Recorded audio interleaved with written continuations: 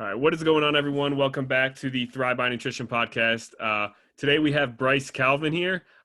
Super pumped to have him on the podcast. I followed him for a little bit.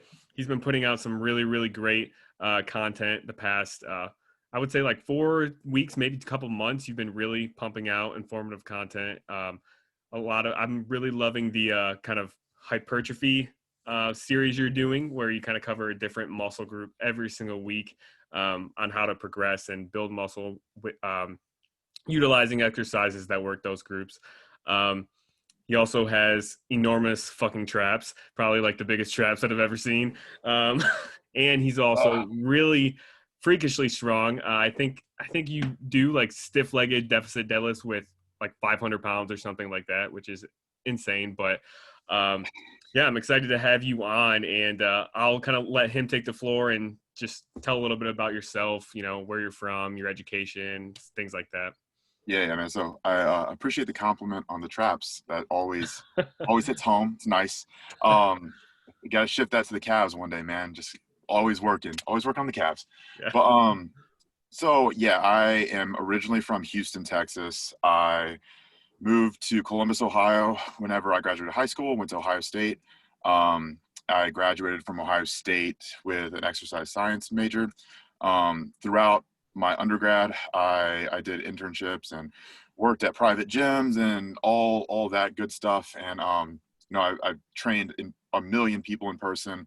I did I don't know, probably 4 or 5 years of in-person training. I mean, everyone from kids to moms to professional athletes, high school athletes, everyone, group classes. So I have like a lot of experience with in-person training, which I think is a really good thing. Actually, I think that a lot of people could benefit from training people in person. I think that a lot of people like to jump the gun and want to go right to online training because there's such a boom with online training. But I still think that most people should start. Actually, I think everyone should in some capacity start with in-person training. It teaches you a lot of things that you'll never learn just being behind a computer screen. But yeah, I did that for a long time. I actually had my own in-person training business for, I don't even know if that lasted like 6 months. I mean, maybe like 6 months to 9 months, something like that, before I started getting really busy online. And it's been a cakewalk ever since. Super easy. I don't work very hard, work from home, like solid luxury life, man. So Luxury. how long have you been doing the online training then? This has been my sole job for a little bit over a year now. I stopped in-person training completely. I want to say last August. So I think it's about my 1 year anniversary. But I've been tinkering with it for a long time. It just got to the point where I was basically losing money by training people in person. Yeah. Because I was dedicating, 20, 25 hours a week to training people in person still, while also trying to manage however many clients I had online. And that online business was continuing to grow exponentially. And it just got to the point where I was like, hey, I think I can do better online than I can in person. And I had pulled the trigger, and it was actually a really tough thing to do. It was a little bit scary because I was like, well, what happens if my online business just like crashes and burns tomorrow? What do I do? Yeah. But luckily that hasn't happened. Luckily I have a lot of really loyal clients that I'm able to work with. And I've built up a pretty solid team. So happy with it. Happy with how everything's going. It's booming. Yeah. So when you're doing your online training, you work with kind of that broad variety of I guess training ages too, like you did in person. So nowadays I'm pretty niche. I mostly work with competitors. I generally don't take on too many people outside of that demographic anymore. Very specific cases I will. But generally it's competitors, and generally it's going to be female competitors. For some reason, that's my niche. For some reason, I'm really good at that.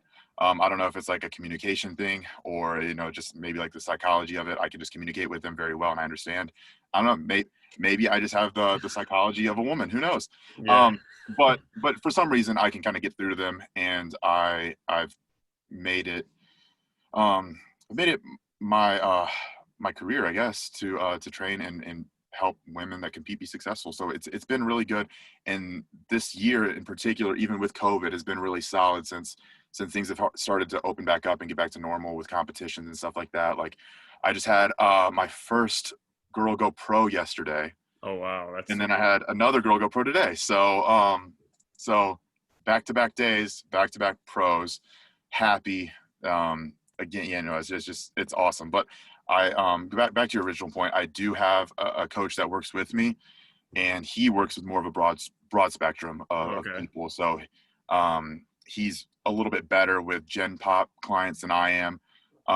It's a patience thing. I don't have a lot of patience. Yeah. So he's much better at, like, the whole nurturing, like bringing people along at a slow pace. I'm very much like, my skill set is very catered towards higher level, intermediates, advanced athletes. And I tend to kind of fall in that realm a little bit more. But Yeah. I think that his skill set is a little bit better catered towards Gen Pop and then all training ages. And I like to just kind of hang out in the cushy area. Yeah, yeah. Well, I mean, it's good to have those two different Oh, dynamics. for Two sure. different For people. sure. Like, and I think it's interesting what you said about women, and I feel the same way as far as like I do nutrition coaching, and I feel like I tend to connect a little more with women there, and I wonder if it has something to do with men just have really big fucking egos and they don't want to like reach out for help. They Yeah, want to try to do it all on their own. that's definitely a big part of it. In my experience, like what you said, a lot of men do have that the attitude that they feel like they can do it themselves. Like reaching out for help, especially with something like training, is almost like beneath them for some reason. Like, Yeah, I know what I'm doing. I know how to train. And it's like, bro, you don't know how to train properly. yeah, Like, you can go in and do the same shit that you've been doing for the last 10 years and look the same that you've looked. Like, okay, I'm going to walk in and I'm going to squat, and then I'm going to leg press, and I'm going to do some lunges, and I'm going to do some leg extensions, and I'm going to leave, and I'm going to wonder why my hamstrings never grow. It's like, okay, cool. So like, yeah, that's kind of where you can evaluate people's programs and their existing stuff. And I think the benefit of hiring a coach, especially for me, like my thing, I love training, and that's definitely my strong suit, is training, where I can generally evaluate someone's program pretty quickly and tell them where the weak links are and where they can make it better. But in my experience, also, people tend to just kind of gravitate towards what they are comfortable with and what they what they enjoy doing in the gym. yeah. And those things aren't necessarily going to be what is going to take your physique to the next level or your strength to the next level. Typically, you have to go out of your comfort zone a little bit. Hmm. And that's where hiring a coach that can actually tell you to do those things and force you to do those things comes into play a little bit, because most people just won't do them by themselves. Like, no one's doing fucking like drop set hack squats by themselves, Yeah, like as part of a structured program, right? Like, yeah, I've seen people go in and do some fucking stupid shit like on a one-off day, and then the next time they're in the gym, they're just like, going through the motions, bullshitting, where it's like, oh, like, you did that like crazy leg workout, but then how about next week you have to progress on that crazy leg workout? Most yeah. people don't think in those terms. Whereas like, I think in those terms. So if I like do an insane leg workout that I'm just completely destroyed from, like, well, fuck, next week I have to do better. How is this even going to happen? So it's just like always that mental like weight on you. Yeah, yeah. It's like people, when they're not that educated on certain things like training and things, they just don't know what they don't know. So they think that they're doing it right, and then they end up not doing it right, and then they have no idea why they're not seeing progress. Ignorance is So bliss, man. what was that? Ignorance is bliss. Yeah, exactly. So this podcast, we're going to talk about kind of overall program structure. So kind of like what you just mentioned, you can kind of look at a program, see where it's kind of lacking. So we're going to cover a bunch of different aspects of programming for building muscle hypertrophy. So we're just going to kind of dive in. So the first topic I kind of wanted to touch on here is like body part split. So I know a lot of people, when they start getting into the gym, they'll do like an arm day, a leg day, a chest day. They'll split it up evenly, between body parts, and they'll hit each body part like once a week. So like, what is your opinion on that versus a more like upper and lower split, combining muscle groups in one day?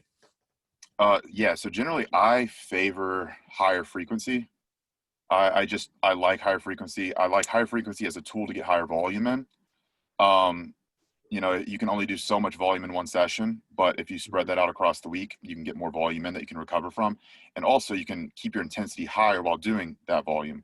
So I am a big fan of higher frequency. Whenever I say higher frequency, I'm talking like 2 to 3 times a week, maybe 4 for some muscle groups that can recover from it. Mm-hmm. I'm not talking like every single day, though you can, if you are good at programming, train every muscle group. You can do full body almost every day if you're really good at programming and really Yeah. good at figuring out how to do those things, and you allow your body to adapt to it. I've seen people that have done it before. It's insane, but it's possible. But anyway, like as far as like hypertrophy goes, it is as a part of a long-term progression model. Yeah, I definitely favor, upper lower push pull legs, combining body parts. I'm not a fan of hyper specific splits at all. Maybe once you get to the very, very upper tier of advanced, I think that you could potentially do that because you're creating such a stimulus with each session Yeah. that you might actually need that full week to recover from that. So like let's say um like Kai Green, I'm just thinking of like a really strong big dude who has a lot of Yeah. muscle mass, does a leg day, and his leg day consists of hamstring curls to failure, leg extensions to failure, barbell back squats, multiple sets very close to failure, which for him, I mean, we're talking like 600 pounds, stiff leg deadlifts, leg press, who fucking knows, whatever, who knows. Well, Yeah. just give a base example. I know that he doesn't really train like that, but anyway, just a big dude with that's strong, capable of creating a gigantic stimulus and a lot of muscular damage within a session. Potentially that person would benefit from a more isolated split, and I guess like the traditional examples like a chest day, right? Or an Mm-hmm. arm day. Um, for well, I work with mostly women, so I would never in a million fucking years give someone a chest day, give a girl a chest day, never Yeah. in a million years. Yeah. But what I do favor is I do really like push pull leg splits. Mm-hmm. I really enjoy push pull legs or even modified push pull leg splits, to where you can get a little bit more accessory volumes push in there. Um, I like that stuff, and I like the way that that's generally structured. And you can throw rest days in there as needed. So like some people I've had, they have to do, push, pull, off, legs, pull, off, like that type of thing Okay. where they Yeah. can only do 2 days in a row. I've had some people, they can do a full 6 days in a row, Yeah. but that's insane. Most people can't do that. But yeah, so I generally favor the higher frequency. I'm not a huge fan of the quote unquote bro splits, unless you're. I mean, honestly, I think I could probably get away with it, and I could potentially make progress on it, but probably only maintain. And I'm just not going to be able to get in the volume that I would need to progress at the level that I'm at the intensity that I would need to do it at in Mm-hmm. one day. Like Yeah. I'm thinking about how much like back volume or like pulling volume I'd have to do in one day to actually like grow my back, and it's just like it's not conducive to a 1 day thing or 1 day per week thing. um but I mean, maybe potentially if I were to do a really insane leg workout, I might be able to do it. But at that point we're talking about like, okay, I'm doing like freaking like hack squats and leg press and deadlifts all on the same day, and it's just like, Jesus, man, like I might die if I did that. and Yeah. at, and at that point, like by the time I get to my third heavy movement, I'm already 2.5 hours in, I'm already dead. Like I just have no energy, I'm fatigued, I can't actually drive stimulus. So i I think that it could potentially be applicable at a very high level, like I said, but I think the majority of people are going to get much better results from doing some kind of modified upper lower push pull leg. Even you can get like a little bit more creative with the way that you design stuff, but I think that most people will get much better results doing it like that. Yeah, yeah, I agree. And I like what you said about how just like you can get more overall volume and more stimulus in the week if you split it up. Like if you were like just think of squats, for example. Like you could do maybe 5 sets of squats on Monday and then do another 5 sets of squats on Thursday using, a heavy weight, like, I don't know, 400, 500 pounds, however strong you are. Right. That is going to provide you with more stimulus than if you try to do it all in one day. Maybe you can only do 8 total sets of, whatever, how many reps of that Right. same weight. So like one day you're getting 8 total sets at that weight, but if you split it up into 2, you're able to recover enough to where you're getting 10 total sets throughout the week at that weight. So that's going to provide you with more overall, volume and workload there. So I think that's a really, really big point that you made there. Yeah, you can keep your effort level higher Yeah. across the week as well. So like that's where it ends up being the biggest benefit to break volume up or to increase your frequency is the effort level can stay high across the week or across each exercise, each set. Yeah. Um, you're not having that accumulation of fatigue hit you during your session. Like if you, I guess a good example would be like, squat, deadlift, leg press, walking lunge, leg day, something like that. Like just, I guess like a very basic setup for a leg day. If you tried to do all of those things, by the time you got to your third and fourth exercise, you're just gonna be zapped. Like you're gonna have no energy. It's gonna be Yeah. dead. But if you did, squats and walking lunges and then deadlifts and leg press on separate days, you could keep your effort level much higher. And that stimulus that you're going to get from each of those sets independently is going to be much greater. And that's going to actually summate over the course of your training, over the course of your week, your month, your macro cycle, and your progress is going to be much greater at the end of that. Yeah, yeah, definitely. And I think if we're talking like beginners and intermediates too, probably more so beginners, but they're still getting into the habit of going to the gym and working out. And it's like you see 20 total sets of quad you have to hit on one day. Like that's insane. That's intimidating for someone who's just getting started in the gym. And then they're going to come out of that gym session feeling completely broken. They're probably not even going to be able to sit down on a toilet seat properly the next day. But it's like, if you were able to split that up in between 2 days, maybe even 3, depending on, how much you can recover, it's not as intimidating and you're more likely to actually go in and do the work that you're supposed to do and see results long-term that way too. Yeah. And even branching off of that, if you're a beginner, the biggest thing that you're trying to do is instill technique. You're Yeah. working on technique. What you don't, or excuse me, where you don't improve technique and refine technique is whenever you're fatigued. That doesn't happen. The neural components of learning a skill, learning a lift happen whenever you're fresh and you're focused. And that happens at the beginning of your workout. If someone is trying to learn how to squat, I'm not putting that last in their training. I'm putting it first whenever they're fresh, whenever they're focused. Mm-hmm. And that goes for beginners, especially if they're doing a quote unquote leg day and they're doing, squats, leg press, lunges, stiff leg deadlifts at the end. By the time they get to stiff leg deadlifts, they're not learning technique anymore. They're just trying not to die. They're just going through the motions.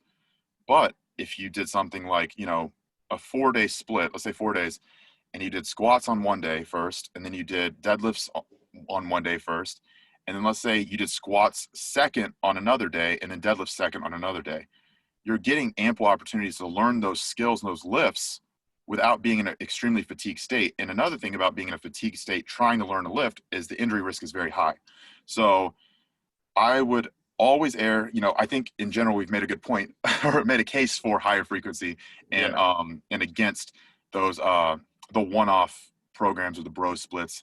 Again, there's maybe 5% of lifters that can actually benefit and get away, or excuse me, get a benefit from that type of split. But I think most people should err with upper lower, push pull leg, something like that. Yeah. Yeah. So we kind of talked a little bit about this. So like in the opposite direction, I guess, because obviously higher frequency than like one time per week is going to be better for pretty much every muscle group, probably for most people too. But there's also an extreme on the other side too. Like you said, you can hit, basically full body every day. But there is an extreme to where you are hitting muscle groups too soon after you just kind of hit them pretty hard. So like what kind of time frame would you say is probably best to split up between like your sessions per muscle group throughout the week? Yeah, so I think it really depends on what the goal of that session is. So I think that the way I like to look at things is overloading sessions, and then I think that you can also have recovery sessions, and I think you can also have technical sessions. And I can kind of steal that from something like undulating, like powerlifting split, Yeah. or undulating periodization, something like that. But you can use that in hypertrophy as well. I think that if you're doing something like, I'm trying to think of a good example. like glute training, right? So you can create a lot of muscular damage in glute training, working the stretched and lengthened position, doing like RDLs and deadlifts and good mornings, squats. You can create a decent amount of muscular damage that is hard to recover from. But if you're working mostly the contracted position, so things like hip thrusts, glute bridges, um, any kind of like hip extension movement like that, Hmm. you're not going to create nearly as much muscular damage. But what you are doing is you're creating a large amount of blood flow to the area. So you can use those as more of recovery sessions, keeping the intensity down a little bit while also promoting the recovery from the overloading sessions. And then even on top of that, you can have what I would consider a technical day, where you could go in and do like higher amount of sets but lower amount of reps and a lower relative effort level. So if you're doing something like a conventional deadlift and you're doing like 5 set to 3, but keeping that percentage at like 60%. So you're working on your technique, but you're not creating a large amount of muscular damage. You're not creating a massive amount of fatigue for your system. Even the axial loading is not that high because your proximity to failure isn't that high. Hmm. But something like a more practical example, I think you can go more along the lines of, let's say you're working out your chest, your pecs. For myself, I can create a large amount of damage training my pecs. Just the strength that I have and also the movements that I prefer. I like doing weighted dips. I like doing barbell bench press. I like doing shit like that. Yeah. So it just creates a large amount of damage. So for me, I can probably get away with like 2 heavy sessions a week training my pecs. If I wanted to add in a third session, it would be a recovery session. So it would be something like, cable flies, maybe like some light machine presses, things like that, that aren't going to create a massive amount of fatigue and also aren't going to create a massive amount of muscular damage. And it's actually going to promote recovery. And it's also just not going to beat my tendons and my joints up, because you have to think about that as well. Not even just the local musculature that is having to recover, but it's also the joints, the tendons. Those things are typically going to take longer to recover from training than your actual muscle will, but you're not getting the same cues. You're not getting like the soreness and the inflammation that is common with muscle damage. Hmm. You're not getting that with your tendons and your joints typically until it's already set in. So already you have tendonitis or you have some kind of degradation of your joint. So you have to keep that in mind as well. Yeah. But typically we're looking at, I like to keep overloading sessions at least 48 hours apart. Granted, some people have a higher recovery level than others whenever you're talking about skill level as well. If you're advanced, you can create a much larger stimulus and a much larger amount of muscular damage to a local area than if you're a beginner. Some people just have higher recovery capabilities. Also, you can structure the exercise selection in a way that allows you to bypass some of these things sometimes. So, like if you're keeping one session more in the lengthened position, one session more in the contracted or shortened position, you can kind of get around these things, like I said, and still overload.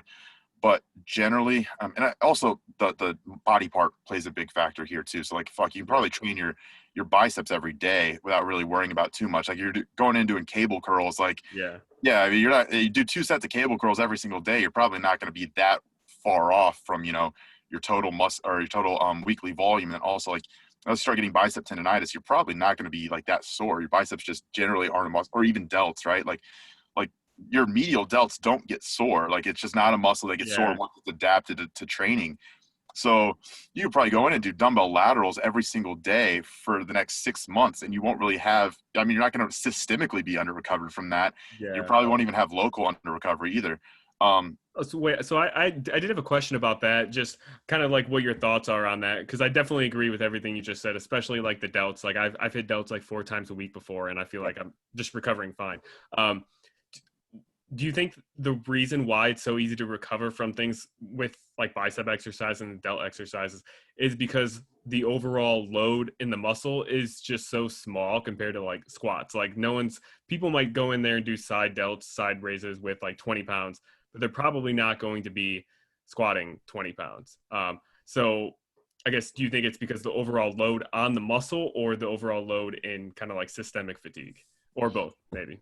So I think it's definitely part of it is the overall load. I think a bigger proportion of that is going to be the anatomy of the actual muscle.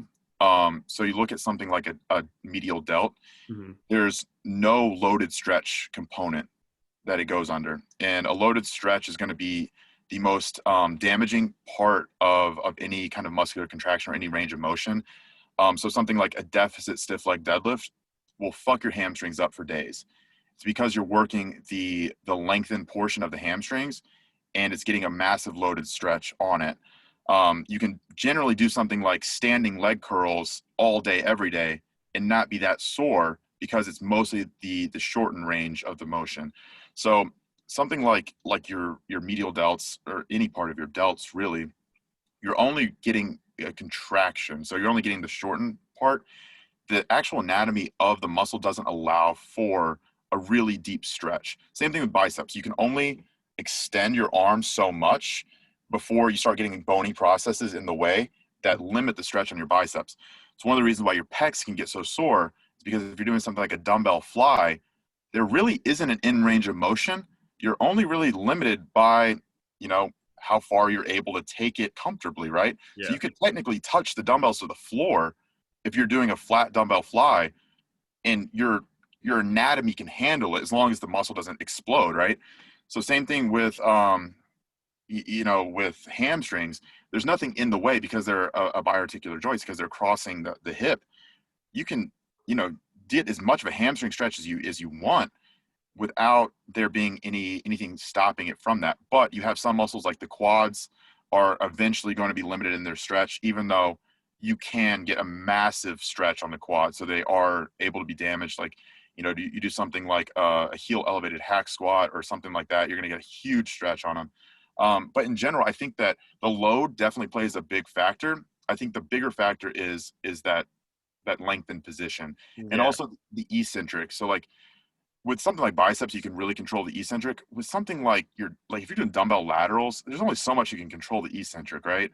Yeah. If you're doing machine laterals, you can, which is why I actually favor machine laterals over dumbbell laterals. But outside of doing like heavy overhead presses and stuff like that, which aren't isolating your delts, and I wouldn't recommend someone doing heavy overhead presses every day.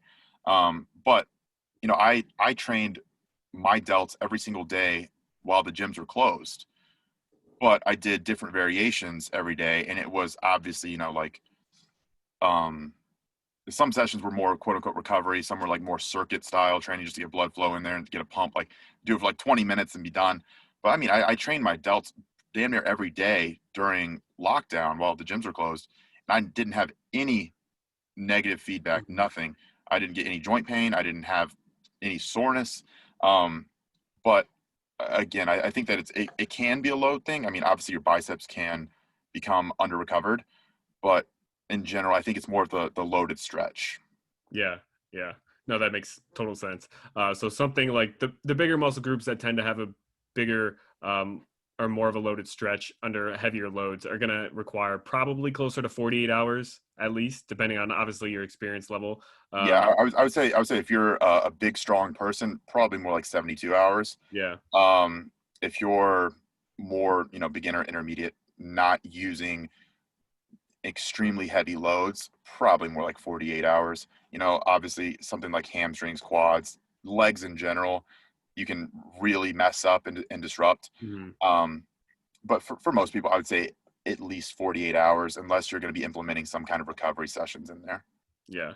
Yeah. So we kind of touched on this a little bit too. Um, when we talked about kind of the overall body part split. So like how much overall volume would you think most people should, like a general number to aim for? I know it differs depending on the individual, but like number of sets per muscle group per training session. Because I know we talked about like, yeah, you could put 10 sets of squats on one day, but it's probably not going to be as productive as splitting them up between 2 days. So like what would you say is kind of a good number of sets per muscle group per session? Yeah, so I know there's been studies done on this and stuff and things like that. I know that not too long ago there was a study that came out, I think, that said that 10 was about the most that you should do per body part per session. Don't quote me on that. I'm 99% sure that's what the study was claiming, Mhm. and I think that that's probably about right. Caveat there is every exercise is going to have a different stimulus capacity, right? So if we're talking about um, a body part, let's say quads. If you're doing 10 sets of hack squats, that's not going to be equivalent to 10 sets of leg extensions. They're not equivalent. So load, and then also the biomechanics of the movement, how that's applied to the muscle, is going to be a bigger factor, in my opinion, than the total set number. Because, you know, you could also break it up over, I mean, you could do 2 sets of 5 different exercises, you do 10 sets of one exercise. There's just not enough data, in my opinion, other than anecdotal, to really give a clear defined set number.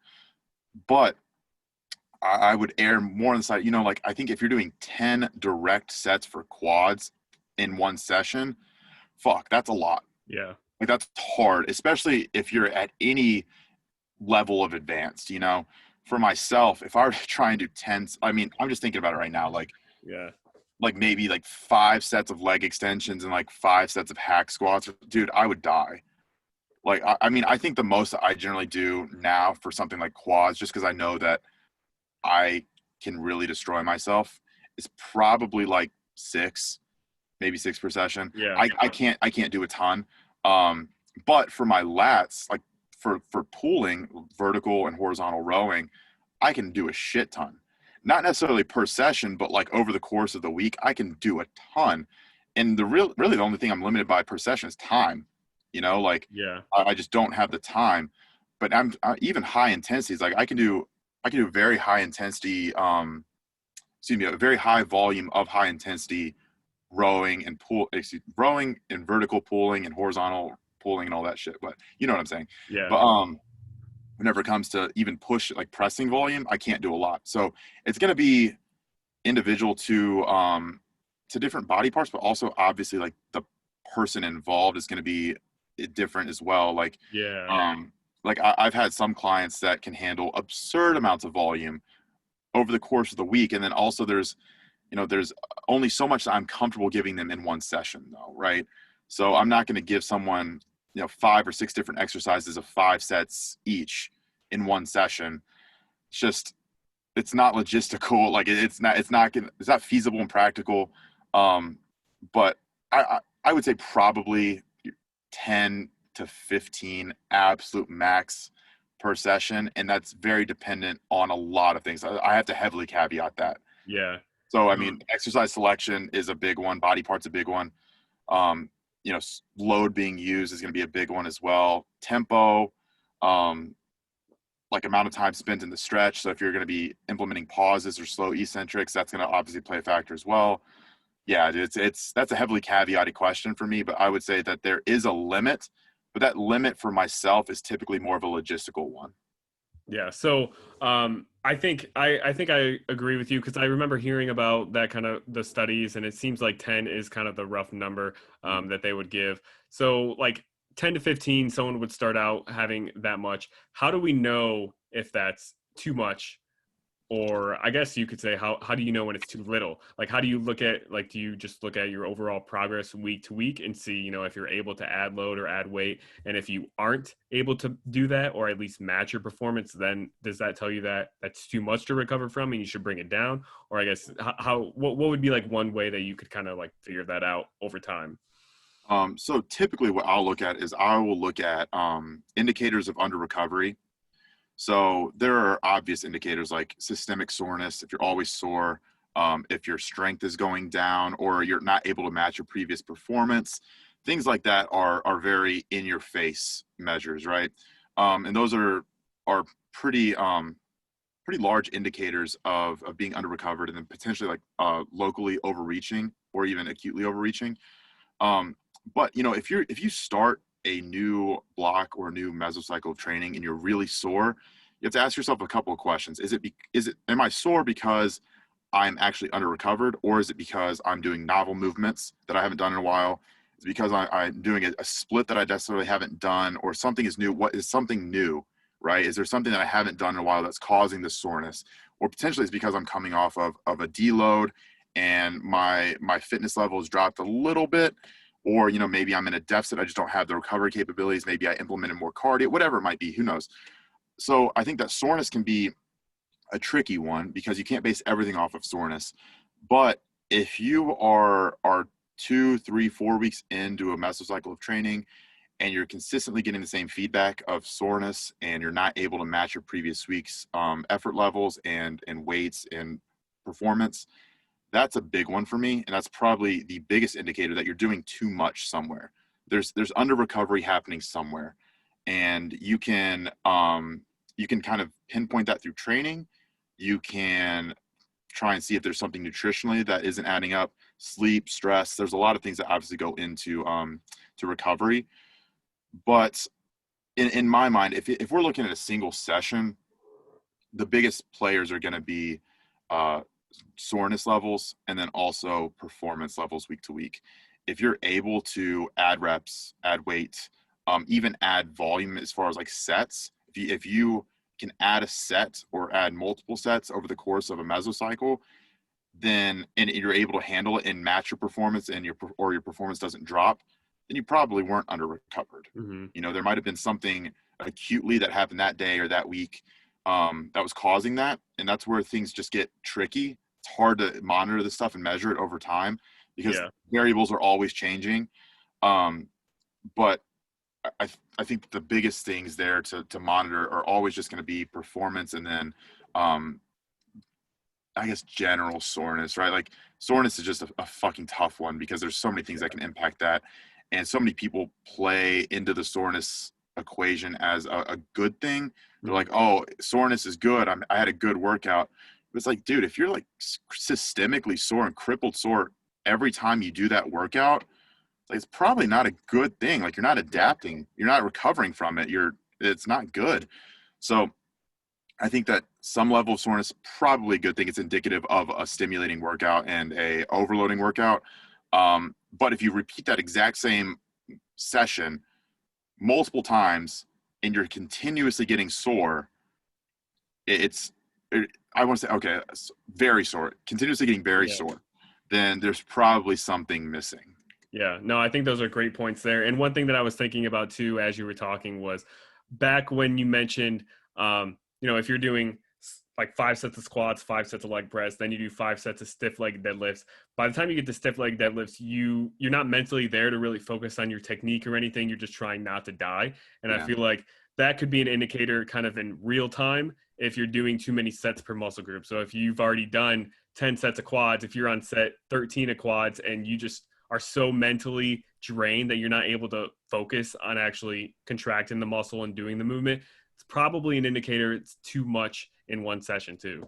Yeah, and another one too, and I know this is obviously kind of like a more bro-y answer, but like if you're not able to get like good pumps, or if you get to like the end of your workout and you're doing something like bicep curls and you're not able to get a pump in your biceps, you're probably like doing a bit much. Like you're probably just, you need to go home.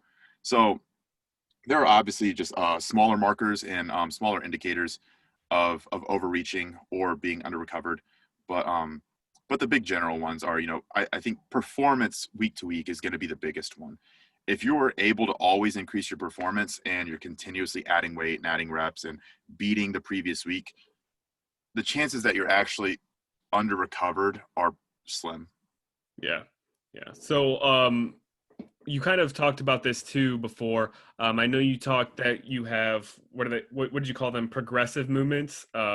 Overloading movements, and then more pump style. So I wanted to kind of get into like optimal rep ranges or rep ranges for certain exercises or muscle groups. Like how do you kind of program that and kind of describe like the difference you would say between like overloading exercises versus the other types? No, yeah, for sure. And that's a really good topic. I actually really enjoy this question. So I think there are some exercises that are very catered towards load. So these are the movements that you're gonna use to drive your progressions, that you're going to use to drive your strength, and then you're also going to make the basis of your program. And also you can use these movements as well to evaluate your recovery status and evaluate if you're doing too much or too little, whatever it might be. And those are going to be like the quote unquote big compound movements, in my opinion, right? Mm-hmm. So you're not doing dumbbell laterals for sets of 5. You're not, but you can do deadlifts for sets of 5. Some movements are just catered more towards that. And I think that the movements that have the more the movements that have more limiting factors or more places that things can go wrong are the ones where I would aim or err more on the side of being those progressive movements, and the ones that I'm going to keep lower rep, I'm going to keep the intensity high, but I'm going to be doing them whenever my focus is the highest and whenever I'm technically there, like I'm just completely there mentally. So for something like lower body, I mean, we're talking like squats, leg presses, deadlifts, all of those good things. Basically movements where you're going to be able to progress in load over time. And then I think that there are also movements, and again, so I think the rep ranges there should be probably be like, 3 to 10 or 12. I don't think that you should take really, really big compound movements where there's going to be a lot of limiting factors beyond 12 in many cases. I mean, I've done it before and I've had clients do it before, but the more unstable the movement is, the harder it's going to be to take on those long duration sets, because things like your cardiovascular system is going to give out, your trunk stability is going to give out, all that shit. So like if you're trying to do a standing barbell overhead press and you feel like your core and your abs and your low back and all that shit is giving out, your legs are shaky, your delts aren't actually being stimulated to the point where they're going to be able to grow, Mm-hmm. because you have so many weak links in the chain before your delts even get that fatigued. So something like a seated Smith machine overhead press might actually be a better progressive overload style movement for the delts versus standing barbell overhead press. Doesn't mean the barbell overhead press is something that should never be touched. It should be, but it might just be limited. You know what I mean? Yeah. And then whenever we're talking about like more metabolic stress movements, I tend to err more on the side of isolation movements, single joint movements, leg extensions, leg curls, dumbbell laterals, bicep curls, tricep extensions, all that shit. Mm-hmm. Pullovers, the things that are going to be the most stable, they're going to have the least room for error and the least amount of technical breakdown that would lead potentially to injury. And also, Yeah. you just want to be able to accumulate as much metabolite stress as possible using those movements as well. Yeah, yeah. So you include kind of the overload movements in the beginning of your workouts.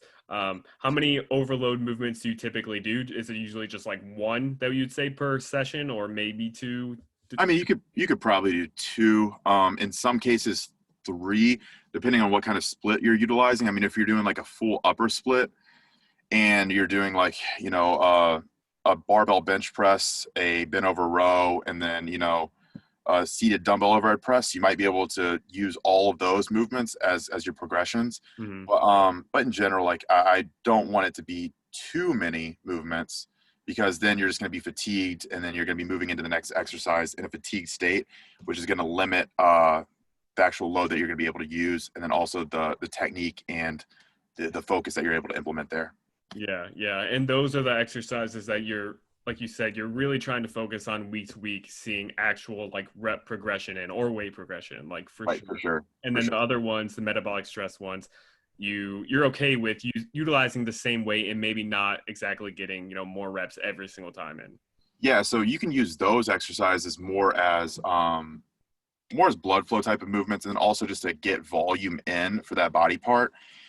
And then also you can use it as a way to stimulate your mind muscle connection, just kind of like hone in on that. And I know that some people can kind of get weird about that term, but I think that it does have value for sure. And I think Yeah. that whenever you're talking about something like your lats or your glutes or notoriously stubborn body parts that it's a little bit tougher to quote unquote feel them working, if you can find movements where you get a very high degree of mind muscle connection to, and like that neural component is very high, you can utilize those movements specifically for that purpose without having to take it close to failure. I mean, you can use it as almost a prehab type of movement, where like if you get a really, really strong connection with your lats when doing something like a cable pullover, you can do that first in your back day and carry that connection into something like your dumbbell rows or your pull-ups, something like that.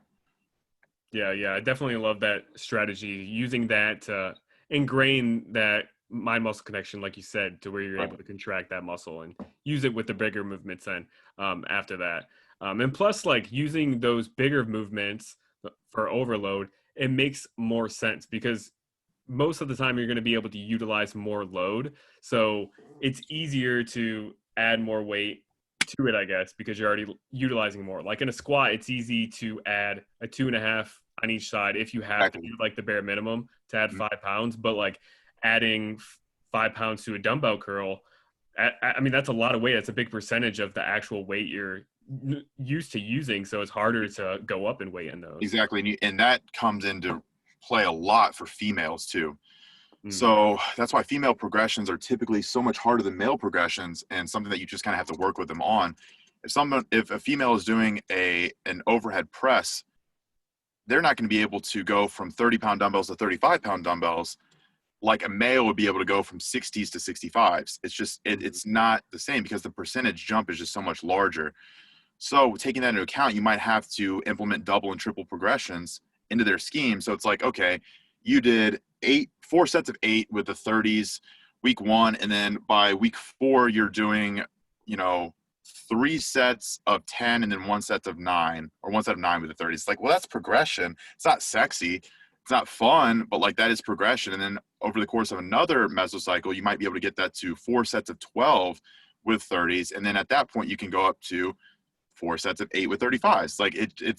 it's not fun. It's not sexy, but like that is a long-term progression model for how you can progress on small, I don't say smaller movements. That's not a small movement, but movements that are more catered towards more like metabolic stress. You can implement stuff like that with like bicep curls and skull crushers and all that stuff. But it's especially important to think about whenever it comes to training women, because women just don't have the capacity to make large weight jumps and large percentage weight jumps like men can. Well, Mhm. men can't make large percentage weight jumps either, but you get what I'm saying. Like it's easy. Yeah. It's easier for a man to add 2.5 pounds on each side of a bench press whenever they're doing 225 pounds versus a female doing 65 pounds. Her going from 65 to 70 pounds is a large percentage jump. Yeah. So she's going to feel it. A man won't feel going from 225 to 230. Yeah. Yeah, definitely. So if you're in one of those gyms that have those like weird micro plates that are like super small, Yeah, you can dude. maybe take advantage of those. But if you're in like a commercial gym, you're probably not going to be able to do that. Yeah. So like I have actually seen in gyms that I've been in, they'll have like the half kilo, or even I've seen like I think I've seen like 0.125 kilos, like very small weights, Wow. like literally look like little poker chips. Yeah. And they make magnets as well. Honestly, I don't think that's that big of a fucking deal. Like I don't think that people need to focus that much on shit. Yeah. But like overall effort level over the course of a long period of time is probably going to be the most important thing. Um, if you go from in a year doing overhead presses with 30s for 4 sets of 10, next year you're doing 4 sets of 12 with 30s, that's progression. It's slow, it's Mhm. boring, but it's progression. And for females, they might have to actually focus more on smaller things like that than men would, unfortunately, because in my experience, women also tend to get bored with programs a lot faster than men do. So telling women to stick with the same exercise and add 1 rep to 1 set each week for the next 8 weeks is like nails on a chalkboard. Like it's so hard to convince them to do that, Yeah. but sometimes that's actually what's best for them. Yeah. So what would you kind of recommend for rest times, rest periods in between sets? And I'm sure this is going to vary depending on what muscle group or exercise you're doing too. And it probably varies between men and women too, but I'll let you kind of talk about that. Yeah, I actually don't monitor it. Oh, I don't. really? Yeah, I don't monitor it with any of my clients. Very rarely. Like if I'm wanting someone to move quickly through something, I might tell them to. There might be times whenever I'm trying to, like, the purpose of the movement is to accumulate a little bit more metabolic stress. So I'm keeping the rest times low. If they're doing like a bicep tricep superset, fuck, dude, like just who cares? Like take 30 seconds, you're good. Yeah. But if someone's doing squats, they're doing deadlifts, if they're doing overhead presses, they're doing bent over rows, the last thing I want them to do is to try and rush their rest so they're moving into the next set in a fatigued state. Hmm. I'd much rather them take as long as they need to, obviously within reason. Like a female doesn't need to take 10 minutes. But I mean, for myself, dude, I've taken 10 minutes between sets before. Yeah. Like, that's not uncommon if I'm doing something like deadlifts or leg presses, where like I'm pushing the intensity very, very high with a lot of load, and especially if the injury risk is very high. If I'm doing like deficit deadlifts with like 500 plus pounds, I'm not going to rush my recovery. Yeah. Because that's just going to put me in a position to get injured.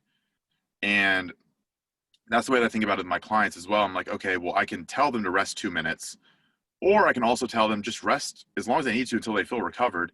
And I'm going to assume that they're not going to be an asshole about that. They're not going to abuse that. Mm-hmm. And I think generally for most of my clients anyway, they're probably trying to move relatively quick. It's not going to be something where I have to get on to most people about their rest Yeah. periods. But if I look at a program and on paper, it looks like it should not take very long, and they're reporting back to me that's taken 2.5 hours to get through. I'm like, okay, well, what's going on? Why is it taking that long? There might be something in that scenario where I would need to evaluate it, and I would need to potentially add in a rest period or be a little bit more structured there. But with all the new programs that I send out to people, I specifically say in the notes, I don't care about rest periods. I don't give a fuck. If I want a rest period monitored, I want there to be something structured implemented, I will make a note of it. But if there's no note, take as long as you need until you feel recovered for your next set, because I want you to perform at your best. Yeah. I think if anything, it's probably the opposite, which is the problem of people not taking enough rest time, at least when they're a beginner. Especially I see this in females more often, like they're taking 30 to 45 seconds in between like heavy squats or something, because they just feel like they have to keep going. They feel like they got to get their heart rate going. They have to work up a sweat to have an effective exercise when that's really not the case, Yeah, and that's actually something that I've had to I have that problem more often than I have the problem of people resting too long. Yeah.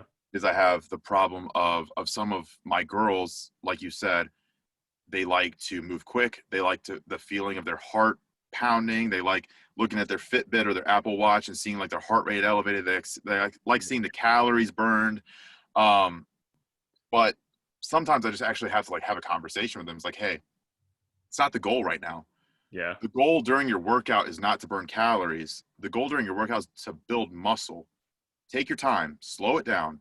If you want to burn calories, go on a walk every hour. Go on a 10-minute walk. Burn calories that way, or eat less food. I don't give a fuck. But like, it's the gym is not the time where okay. So if you're trying to build muscle or you're trying to build strength, especially strength, like you do not need to be rushing your sets. Yeah. It's not something you need to rush through. So I have had that issue in the past where I've had females that will be like, oh, got through this fucking intense workout in 45 minutes. And I look at it, I'm like, there's no possible way you could get through that in 45 minutes if you're taking enough rest time. So then I'll actually at that point be like, hey, rest for X amount of time between sets. But generally it's always that problem. It's very rarely the problem of people just sitting around taking all day. Yeah, no, I love what you said right there, because I agree wholeheartedly that too many women, especially, they see these, I don't know, they see these workouts online, and they think that they have these two conflicting goals. Like they want to lose body fat, but then they also want to build muscle. And it's like, it's better to isolate those goals at different times. And even like, as far as losing body fat, it's better to still take longer rest periods or as much rest as you need, so you maintain the muscle that you build. But no, I agree with everything you just said there. Yeah. Big thing for me is like you said, even if your goal or even if you're in a deficit, or even if you're in a fat loss phase, the gym still is not the time to try and burn that fat. Yeah. If you're in a fat loss phase or you're in a caloric deficit, the gym is the time where you're maintaining your muscle mass that you've built. That requires rest periods. That requires performance. You have to continue to perform. You're trying to accumulate as much volume as you can that you can recover from at above a given intensity threshold. And if you can't match that intensity threshold, or if you're not able to eclipse that, then your muscles aren't getting stimulated the way they need to be to maintain their size. Mm-hmm. So if you're doing leg presses and you do 4 sets, the first set's 15 reps, and then you rest 45 seconds and you go 15, 11, 9, 7. And that's what your reps look like, because you're only resting 45 seconds when you could have rested 2 minutes and gotten 15, 14, 13, 12. You're using the same load, the same range of motion, everything's the same, except for in the second scenario, you had almost double the total volume or volume load. You know what I mean? So it's like, which one do you think is going to stimulate the most muscle retention or the most muscle hypertrophy? Obviously, going to be the second one. Yeah. You know, so that's my thing, and I will always preach that. I'll preach that till the day I fucking die. Is take as long as you need to recover in between, especially the movements like I said we're talking about a second ago, is like the progressive overload, focused movements, where those are the movements that are going to be the bread and butter of your program. Yeah. No, I agree 100%. And I think this kind of perfectly segues us into maybe the last topic we were going to talk about today. But if you're able to take like 30 seconds rest in between sets of like squat, something like a big heavy compound movement, and if you're able to maintain your performance set to set with such a little of rest, then you're probably not pushing yourself as close to failure as what you probably need to. Now, I know you'll probably talk about this. I don't think you should need to go to failure on every single thing. Definitely not in that camp. But you do need to work, hard enough each set to stimulate the growth. So what is your kind of opinion on, when to go to failure, when to not go to failure, how to kind of approach going to failure week to week or during your training sessions? Yeah, so I think that kind of what you alluded to a second ago is that training should always be close to failure. Mm-hmm. If you're 10 reps away from failure, you're not doing shit. You're not doing anything. You might get a stimulus if it's a movement you've never done before, or if it's, if you're detrained or something like that. But if you're a trained athlete or bodybuilder or powerlifter, whatever it might be, and you're doing squats and you're using your 15 rep max and you stop at 5, you're not stimulating growth. You're just not. That's technical work. That's technique work. You know what I mean? That's a 1 RPE. That's a warm up. So for me, I think that you should always train close to failure. And by close to failure, I mean probably above like a 7 RPE for your working sets, maybe a 6 RPE depending on the movement. And then that kind of translates more towards like, 3 to possibly 4 reps in the tank, if you want to use those interchangeably. Mm-hmm. I think that you can probably err more on the side of starting a mesocycle or a block of training on the lower end of that. So as you get acclimated to a new training block, new movements potentially, or even heavy compound movements, you want to leave yourself a little bit of room for progression in the future. You don't want to max yourself out the first week of a training block. You want to allow for some easy gains, quote unquote, right? So like if you're coming off a deload or you're implementing something new, you can kind of hang out in that like 3 or 4 reps in the tank area for the first week, especially on big compound movements. And it's still very intense training. I mean, I think the classic example I like to use is if you're using a weight that's your 15 rep max on leg press and you take that to 3 reps in reserve, so you go to 12 reps, that's really hard. Yeah. Like I'm just thinking about that for myself, and I'm like, okay, I know about what my 15 rep max would be on a leg press, and I know if I did that for 12 reps, I would be about dead. Like that would be brutal for me. And I'm like, okay, well now I know I could do 3 more reps after that, which is miserable, right?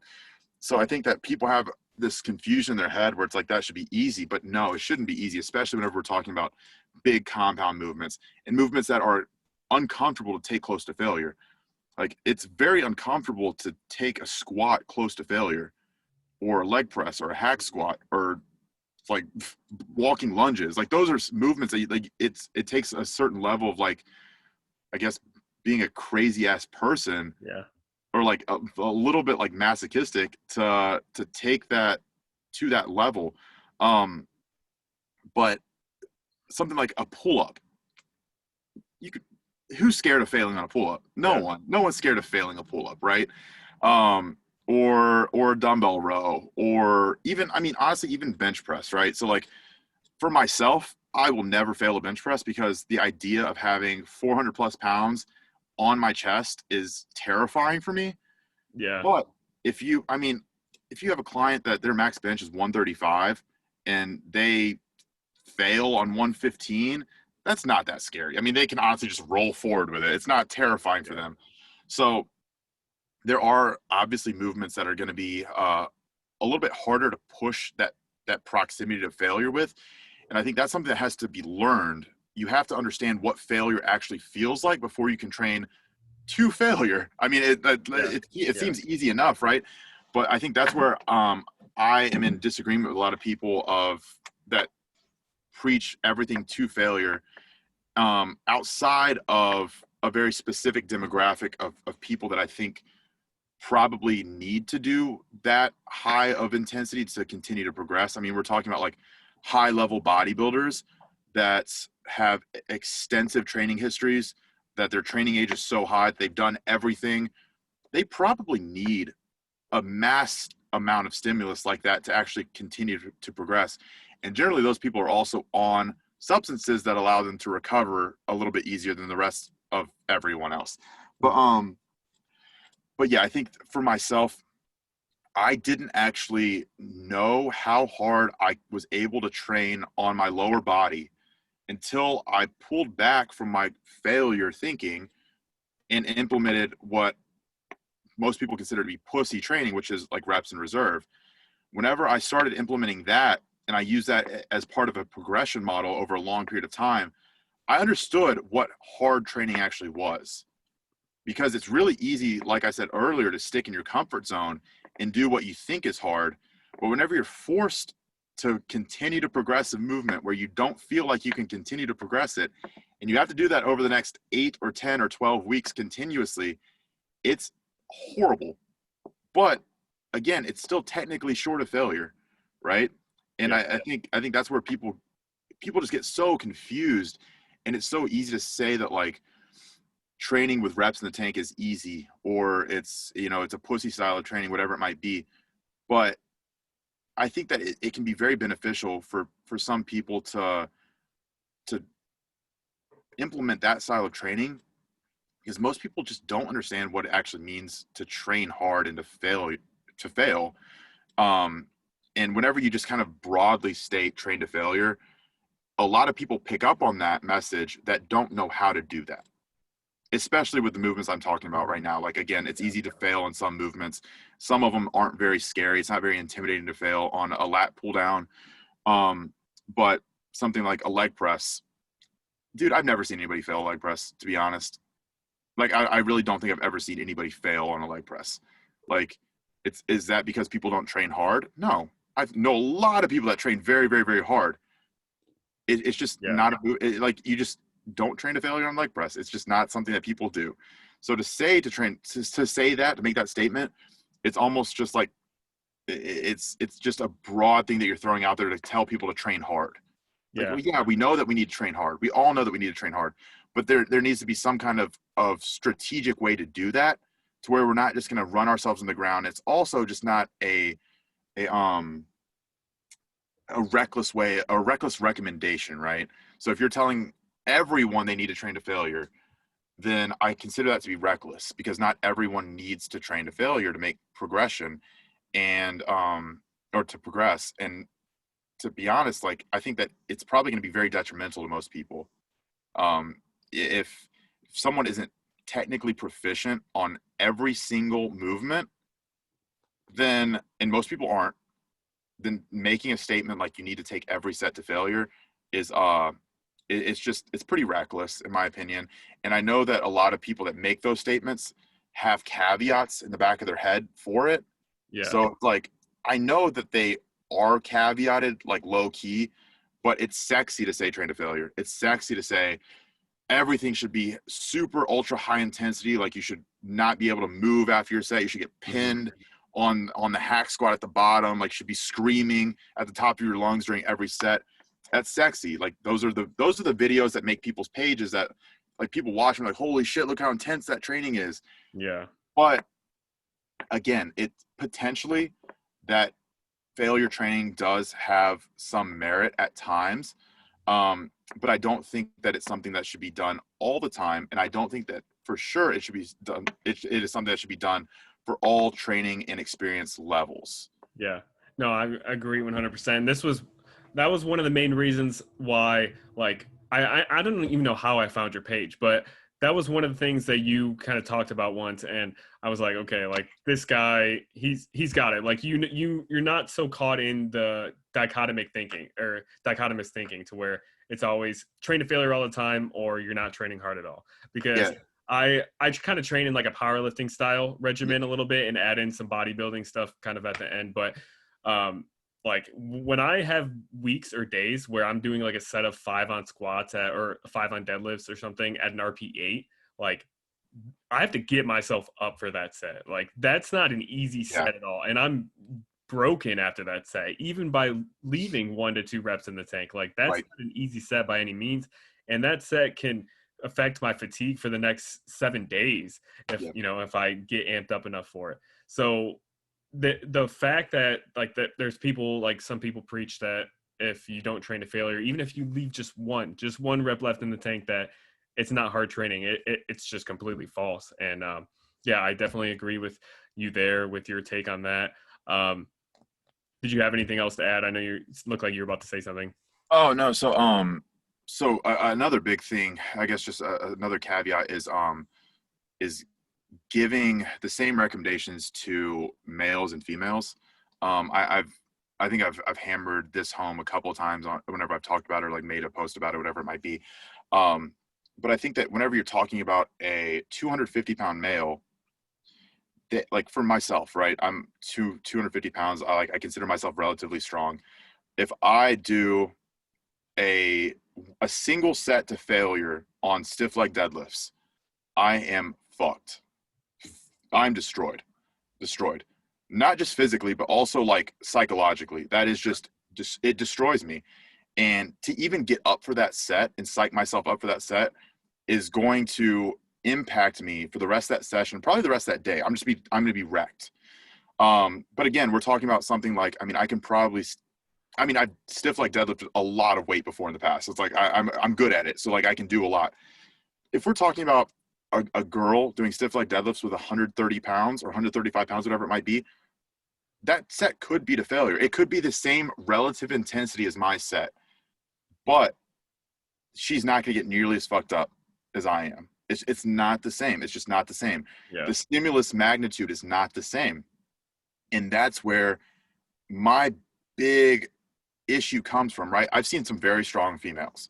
I've seen some girls that can deadlift 315 probably easier than I can deadlift 315, right?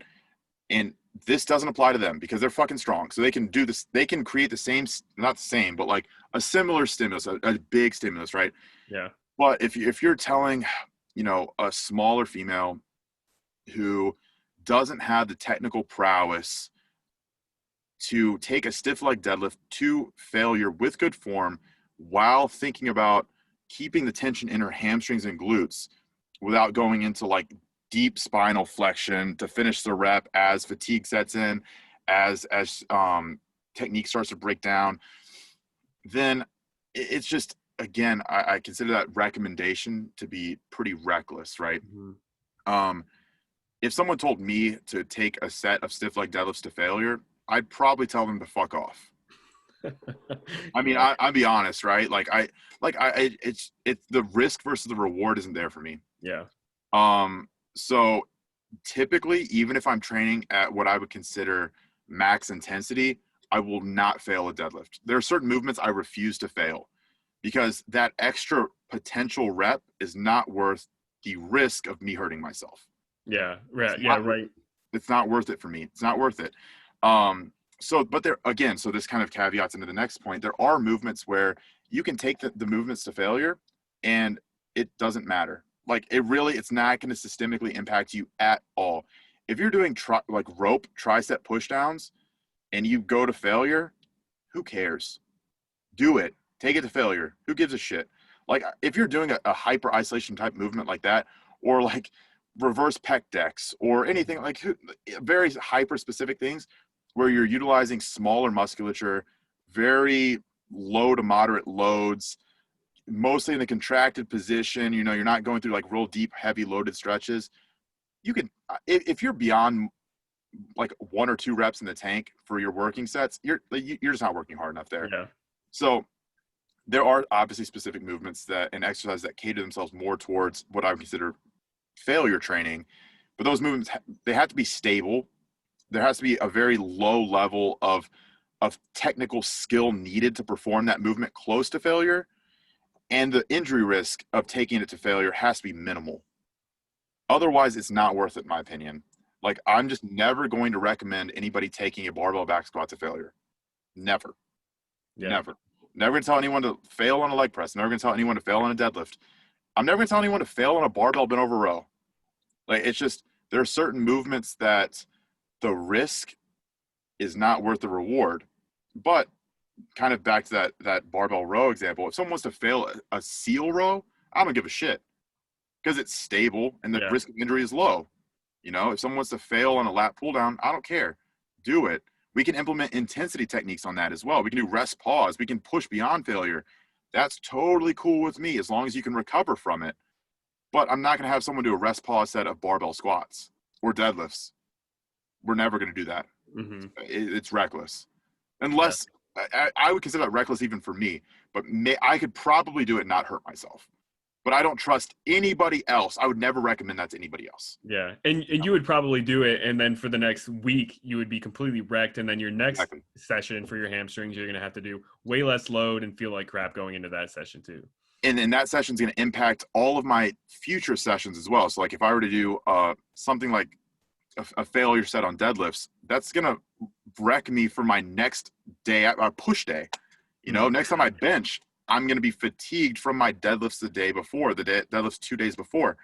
So you have to think about those things too. It's not just local fatigue, it's also systemic fatigue. And there's some movements that just are systemically very fatiguing, not just performing it, but like you said, getting up for that movement, getting up for the intensity of doing it.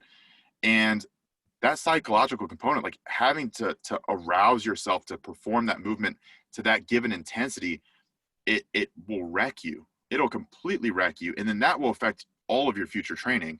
So that's the way that you can potentially become under recovered, you know, and overreach. It's not necessarily doing too much volume, which is very easy to do. You can do too much volume very easily. But if you're picking the wrong movements and taking the wrong movements very, very close to failure with more volume than you can recover from, that's how you fuck yourself. Yeah.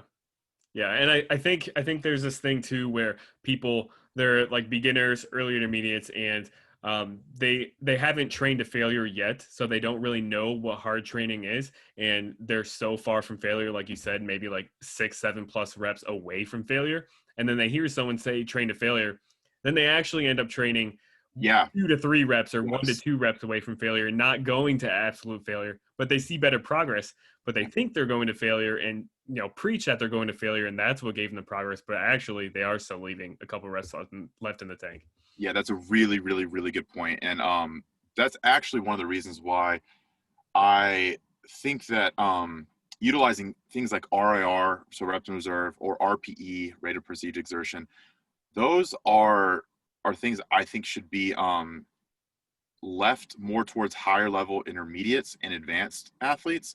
Because if you tell, and this is something I've experienced personally, and also I've had other coach or friends who are coaches bring up to me as a problem, like, you know, how do I correct this? And I'm like, well, if you're working with someone who doesn't understand how to train hard and you tell them to take a set to 7 RPE, that means easy to them. Anything less than failure means easy to them, to that person. So if you're telling someone who doesn't know how to train hard to leave 3 reps in reserve on leg press, they're going to leave 10 reps in reserve on leg press. Yeah. They just don't know what it means. It means nothing to them. So I don't give out those recommendations to everybody that I work with. You have to understand the psychology of the client that you're working with.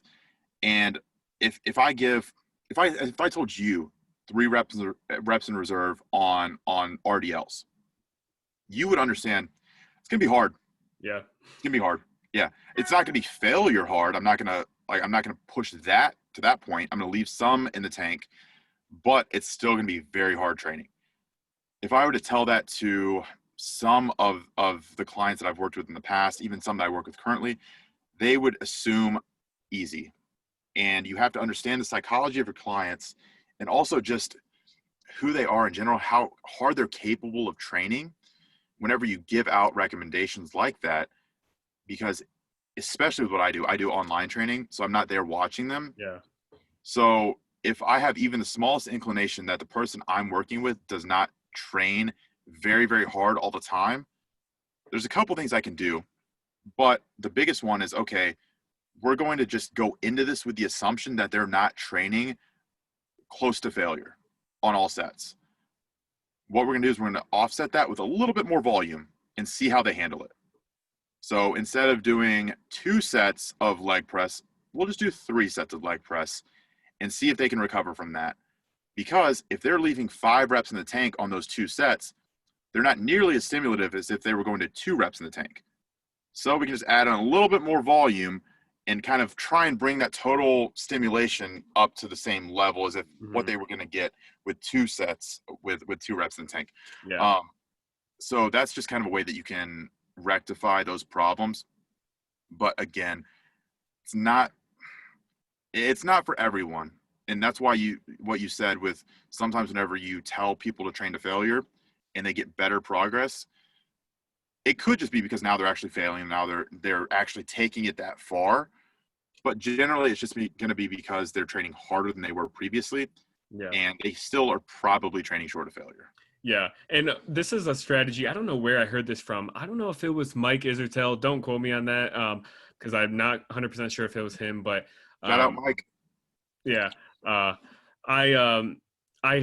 I heard somebody talk about, on like an isolation movement where there's low risk of injury with failure, like bicep curls, assign like 2 sets, the first 2 sets at RPE, maybe like 8, and then the last set, tell them to go to absolute failure with the same weight. And I if, do that.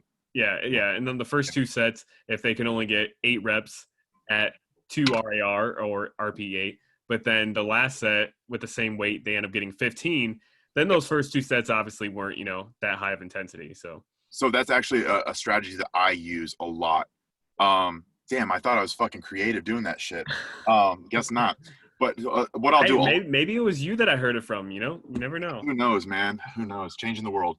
But I'll do that intra-session. So I'll do that within a single exercise. So what I'll do sometimes is like, let's say like leg press. So sometimes I will actually do this with something like leg press, where if I have a client who I have an inclination that they're not training as hard as I need them to, I'll say 2 sets of 10 to 12 reps, and then 3rd set, take to failure. Again, if they get 10 reps, and then they get 19 reps, big problem. Yeah. Big problem, right? So we can do it that way. And then also another way that I'll do it too is, let's say we're using an isolation movement. And so for the leg press example, like, I understand they're not going to be taking that to failure. So like I say that with the already like the notion that they're not going to actually fail that. So I feel like I just like completely like took away from everything I just said. Yeah, But, no, I know what you're saying. Yeah. So another good example would be like, let's say someone's doing like a fly, right? Let's say that they're doing like a dumbbell fly, and you have them do 2 sets of 12 to 15 with 1 rep in the tank. And so that might be something I'd put on like the first week of a mesocycle even, right? And that's going to create a decent amount of muscular damage just from the stretch. But let's say they get 12 reps, right? Week 2, what you can say is, all right, we're going to take both of these sets to technical failure. If they get 20 reps and then 18 reps, there was a problem week 1. They weren't pushing it. They weren't using enough load, right? Mm-hmm. Or another problem that you have to be very cautious of whenever you're doing things like online training is speeding up rep tempos, and then also like shortening ranges of motion. So if you tell someone who is doing again, we can just say like a fly movement, to take both sets to failure, what they might do is they might speed the rep tempo up, and they might shorten the range of motion they're getting so they can get their reps higher, when in reality, that's not what you want. You're wanting them to repeat the exact same form as the prior week. And it's more of just like a test, right? So if they got 2 sets of 10 on week 1, and then the week 2, they got 12 and then 11, when taking them to technical failure, I'm like, boom, we're in the right zone here. This is where I need you to be. Yeah. It's perfect. But again, if they get 20 reps and then 19 reps, there's a disconnect there. Something is going on, provided that the form is the same. Yeah. So that is a strategy that you can use to kind of like mind fuck your clients a little bit, to make sure that they are doing what you need them to do. And one thing I will say is that typically the movements where you'll find the biggest discrepancies between even something like 1 rep in reserve versus failure, or if you tell someone to AMRAP, whatever, is going to be like unilateral leg movements. So something like lunge variations. A Bulgarian split squat is the best that I've found to experiment with this on.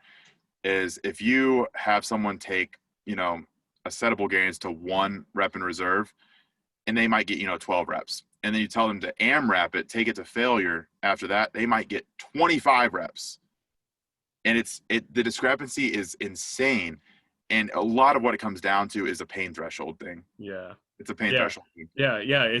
And like mentally, it's easier to convince yourself to go all out if you're saying I'm going to failure instead of go 99% away from being, or 90% of all out and just leave 1 rep left. Like it's mentally so much easier, like, to take it to failure, in my opinion. Like from training, I've been training for like almost 10 years. Like seriously, I think it's easier to take something to complete failure mentally than to focus on each of your reps and to make sure you're leaving just 1 in there.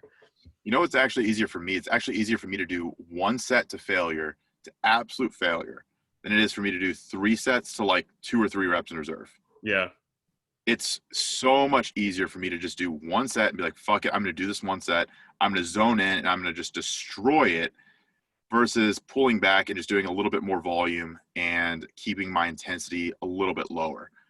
Dude, I'd much rather train to failure. Honestly, in that aspect, I think training to failure is easier. I hate to say that, but I think it is easier whenever you're thinking about it in those terms.